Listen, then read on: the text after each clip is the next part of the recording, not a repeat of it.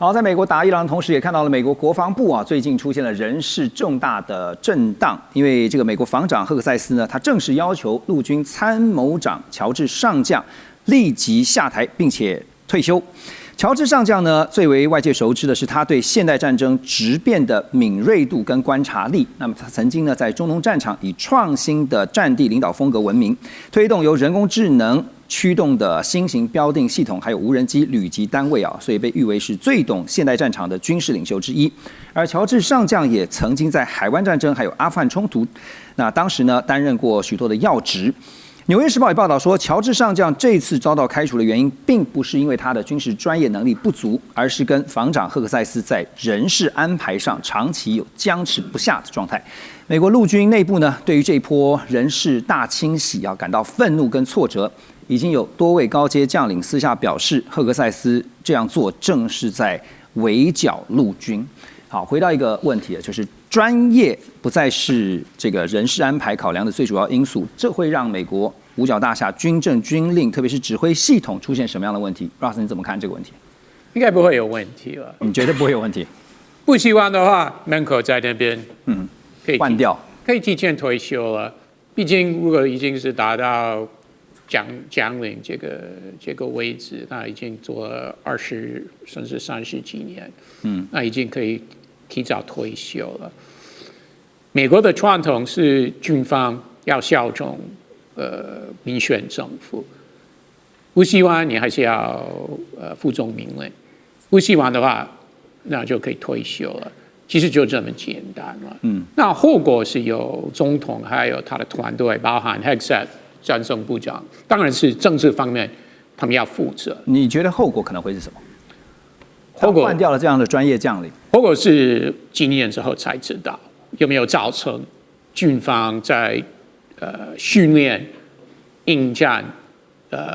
繼續創新等等，會不會創造問題？這個是不是今天能說立刻會影響到軍方正常運作？其實我覺得不會有這個影響。畢竟其實本來將領實在是太多，這個是川普政府這個團隊去年上來的時候，他們也有公開說，其實我們覺得我們將領實在是太多。OK，Ross 覺得不會有影響科布老師你覺得呢？當非專業領導專業的時候尤其這個赫克塞斯，你說他是國防軍事專業嘛？等一下，那所以怎麼看尤其最近因為美國對上伊朗的這樣的一個大局勢而且又可能會發動地面戰，就種種的相關軍事安排、戰略的部署都需要專業的軍事評估，不是嗎？專業軍事評估是一回事了，但最後決定的都是這些文人領導人，這在美國基本上就是這樣子。所以我覺得，當然我們現在看到的美國陸軍的反彈，這是從外媒報道過來的那會不會有人在拍手呢？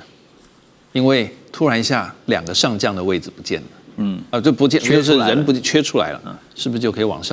繼續往上升了呢？這是一個。那另外一個就是說，我覺得現在看起來就是 Hegseth 他其實一方面是对這個陸軍的參謀長他的個人強烈的意見不滿，有人說是人事，有人說是用兵的方法，甚至要不要這樣去攻擊伊朗，可能都有一些不同的看法。除了這個之外，其實你可以看到他這個就是這個 George 他的好朋友 Holden。叫 David Holden， 也是一個上将，是負責陸軍轉型跟訓練部的司令，一起被拔走了。好朋友一起被拔走，表示應該是有一些針對性的，可能是針對個人，但也可能是針對整個陸軍用兵的方式，因為這2個都可能嘛。尤其是這個 George 跟這個 Holden 是綁在一起的，可是你又看到還有一個陸軍的牧師長少將也被拔走了。那牧師長，你是說他祈禱不利，所以讓美軍沒有那麼順利嗎？一定不是這個原因嘛。所以我覺得可能是這個 Hegseth 他趁着我們剛剛講的，包括對於軍官晉升的名單，包括對於伊朗用兵的方式，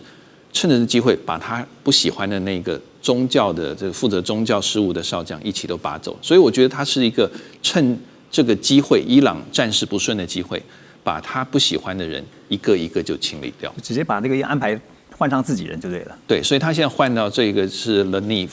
這一位呢，據說是他比較賞識，而且跟他關係近的。对，而且就像剛剛 Ross 講嘛，如果不滿意的話，這個大門永遠在那邊，自己走啊。因為川普最有名的一句話也不就是嘛 ，You are fired。OK， 好。CNN 追蹤報道，因為我們剛剛講說伊朗的這個戰事還在持續啊，最近伊朗其實也進行了多次回擊啊，超過90波，然後呢多次襲擊了沙烏地阿拉伯蘇丹王子空軍基地這個地方。最新曝光的衛星影像也顯示呢，美軍終端高空區域防禦系統，也是薩德系統啊，這個關鍵設備 ANTPY-2 這個雷達在3月1號的攻擊中受損。另外，3月27號呢，在襲擊當中被炸毀的一架美軍E-3哨兵空中預警機呢，也看到這個飛機的殘骸啊被暴露出來。好，五角大廈發言人呢，先前都是以作戰安全作為理由，他們拒絕評論雷達遭到鎖定並且被攻擊啊這件事情來發表評論。但是呢，現在川普已經講狠話了哈，說2到3週內就會把伊朗打回石器時代。以美國的戰力確實是可以這樣做哈，伊朗也非常清楚。但是從伊朗的最近反擊啊，可以看出他們在不對稱作戰上面，他們的打法的邏輯嘛。介正老師，对，其實就我們在台灣平常講的不對稱，或者是說一般人的理解，是以弱擊強，以小擊大，以多擊少啊，就是因為多，所以你戰力沒辦法把我打完，對啊，所以我戰力可以保存，然後我用便宜的東西對付你貴的東西。這次美國打伊朗有好多的 case 是盟軍或美軍用比較貴的這個彈去對付這個比較便宜的無人機，對。那麼，所以包括未來戰爭，或者是以伊朗作為標的，這種類型的戰爭，是不是傳統的這些我們所已經知道的武器，或者是台灣也有的武器，能不能夠應對類似伊朗這樣子的空中衝突或防空需求？這是第一點。是。第二個。就算你雷達再強，像我們講的就是薩德系統，薩德系統它就是兩個組合，一個是非常厲害的雷達，因為它可以偵測到非常精準的定位；另外一個就是攔截器，是啊，那細細長長尖尖的那個飛彈，這個如果被突破，我覺得有一種可能就是飽和攻擊，就是一群下來，你沒有辦法識別目標，或者是目標多到你沒有辦法同步處理，總會出現漏洞。Okay. 就是百密一疏就會被打到。那這是一種可能。另外一種就是美軍是非常強調基地防空的，像我們講在沙烏地阿拉伯的基地嘛，我自己陪同美軍的軍官到台灣來參訪的時候，他們到我們的空軍基地。很多人第一個就問說你們基地防空在哪裡？可不可以給我看？那我也不知道，我就說這個不能給你看。如果是美軍這麼強調基地防空的話，那除了剛剛的以量多穿透的話，另外還有一種就是固定目標非常慘，因為像那個 AWACS 就是這個叫做空中預警機。它就是停在那裡，就是固定目標。對，基地本來就固定了，你又暴露在外面，那有多少人可以用他的衛星或者是他的高空偵察無人機，告訴伊朗那個定位，然後你就打到了。我快速問一個，既然介正老師講到這個部分了，快速請教一下 Ross， 你覺得伊朗有可能除了攻擊軍事基地，就軍事設施以外的，對美國來講是重要的一些設施嗎？比如說像基礎建設啦，像最近的 AWS 不是也被波及到嗎？我覺得我剛說了，伊朗做很多我覺得是很蠢的決定。那其中一個是攻擊周邊國家，除了軍事基地之外的基礎建設，甚至民宅等等，這個就會惹怒周邊國家，他們會跟以色列跟美國站在一起。所以你覺得機會不大？伊朗已經在做了，對，所以繼續做就會有周邊國家的反擊了。OK， 好，那現在當然也在看的另外一方就是以色列這邊的態度啊。納坦雅胡就以色列總理呢，他在這個禮拜做出了一個重大宣布，他說以色列將會擴大對黎巴嫩南部的侵略行動。美聯社也報道說呢，以軍持續的打擊伊朗支持的這個什葉派民兵組織真主黨哈。那在這個同時呢，納坦雅胡強調說，以色列將會擴大在黎巴嫩現有的安全地帶。他在發布的影片當中呢，他聲明他說，這項決定是為了加強以色列在北部邊境的安全態勢，而且已經指示軍方進一步擴大黎巴嫩南部的現有安全緩衝區，也說呢要從根本上改變當地的安全態勢。但是美國媒體軍事觀察網也報道說呢，以色列對黎巴嫩南部的空襲行動雖然已經造成了上千人死亡，但是呢，真主黨對於入侵的以軍地面部隊還是強烈的抵抗中。包括像以色列軍裝的這個王牌坦克梅卡瓦的損失就超過了20輛。現在這個伊朗的戰事，川普說2到3週要加強攻擊，但是也看到有分析說，其實已經在看什麼時候應該要趕快的飛到，要趕快的這個進出哈。但以色列最不樂見就是美國結束對伊朗的行動哈。美國如果想抽身的話，大使覺得以色列會用什麼方式拖住美國？那就是加強這個對伊朗的攻擊啊。然後把這個攻擊的目標盡量擴大嘛，然後不只是拖住美國，主要是要把這些海灣國家拖下去，連海灣國家一起拖，把事情鬧大，那如果說都讓美國這樣就是走的話，這個機會的話，真的是沒有好好把握了。對，因為美國遠在天邊呢，走了就走了。對，所以你可以看出來，其實美國對以色列也是一直在怎麼樣，在這 compare notes， 就是說。這個東西你能打，這個東西不要打。那上一次不是以色列攻擊了這個伊朗的這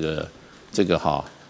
石油相關設施以後，那以色列不是說那個五角大廈官員打過來，第一聲都是講三字經嘛，不是就這回事？所以就變成就是說，其實這場戰爭雖然是戰爭，可是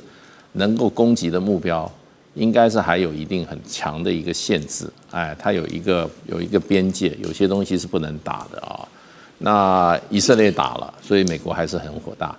那不過就变成就是說，像剛剛講到像這黎巴嫩的部分啊，那黎巴嫩的情況就是說，大概這個228對不對？美國開始開打以後，大概差不多過了1個多禮拜，以色列又開打這個黎巴嫩，那。不是小打，是大打。對，空襲跟地面部隊大舉進入。那大概差不多1個禮拜前的國際媒體的估計，大概有1200人死亡，1200人死啊。然後呢，大概有數十萬人流離失所了。所以這個戰場，這可能不會小於在這個對於這個當地民眾的影響，不會小於在伊朗的攻擊啊。那這個部分的話，這個就變成就是說，你剛剛提的內塔尼亞胡說，就是要確保北部邊境地帶擴大緩衝區，好像是要往前推40公里，沒有一個明確的，有人說40公里。那黎巴嫩的話，政府出來抗議，他說這個不是。這個所謂的尋求這個緩衝區擴大，他說這就是赤裸裸的侵略，是跟這個佔領土地，是所以就變成就是說這個事情其實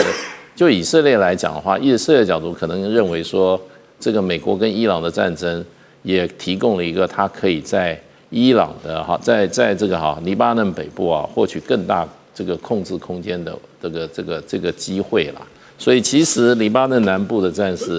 慘況不亞於這個伊朗。所以大使剛剛講說，以色列現在做的事情，對於黎巴嫩黎南這邊，不是就赤裸裸的侵略了嗎？根本不是哦。為什麼？這真主黨一直造成以色列北部社區的危險，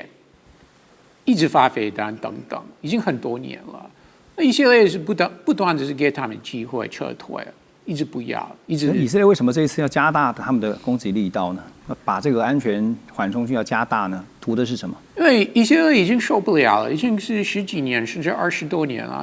以色列在2000年是退出南黎巴嫩，本來那邊也有 security corridor， 對不對？那邊有就是跟現在是同一個問題了。那以色列主動退出了，撤退了，但是真主黨的行為沒沒有改變，所以你認為一樣都是這樣。那現在經過加沙戰爭，